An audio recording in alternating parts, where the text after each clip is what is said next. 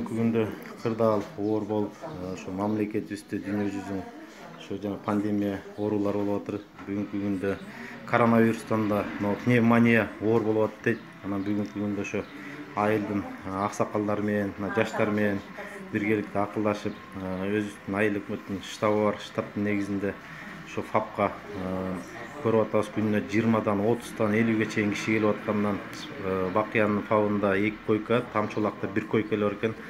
Анан ошолордун баарын эске алып, ошо айыл өкмөттөн 10 койка алып, ошо ФАПтын жанында айыл өкмөттүн башчынын тиги кабинети отдельно болгонуна байланыштуу ФАПтын тушунан эшик ачып, бүгүнкү күндө кабинетке 6 койка, штатив, тиги бактерияльский лампаларды коюп, андан тышкары мынакей бүгүнкү күндө ошо демөөрчүлөр тарабынан Асылбеков сатан бир аппарат 40 000 сом берип, калганын ушу дагы демөөрчүлөр кошуп $800 азыр тиги кислородный концентрат алып келдик. Ошол эле кислородный концентратка текшере турган 3,5 000 сомго аппарат алып келдик.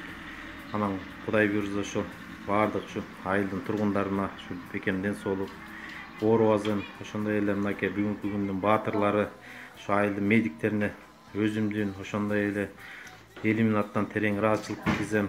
Бүгүнкү оор кырдаалда тиги медиктер жетишпегенине байланыштуу мына бүгүнкү Бакыянын айыл өкмөтүнө 4000 адамга 3 медсестра, 4 медсестра, 1 врач эле болуп атканына жетишпегенине мынакей ар бир бала бакчада 0,5, 2,5, 3 000 сом айлык алган мынакей медсестра, бала бакчанын медсестраны, 2 бала бакчанын 2 медсестрасын мынакей сурандык эле. Алар да мынакей колун сунуп келип бүгүнкү күндө ушу элге жардам берип атат.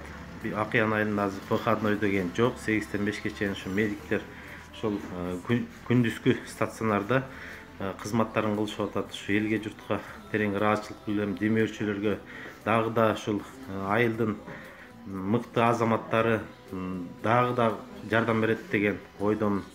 Ошол ооругандардын баардыгы аягып кетсин, ошо калган адамдарыбызга, жарандарыбыз ошо оорубасын, эл журтубузда тынччылык болсун, ынтымак болсо баардык нерсеге ийгиликке жетишсек болот экен да. Чоң рахмат мынакей жаштарга, баардык медиктерге, ошо айылдын тургундарына.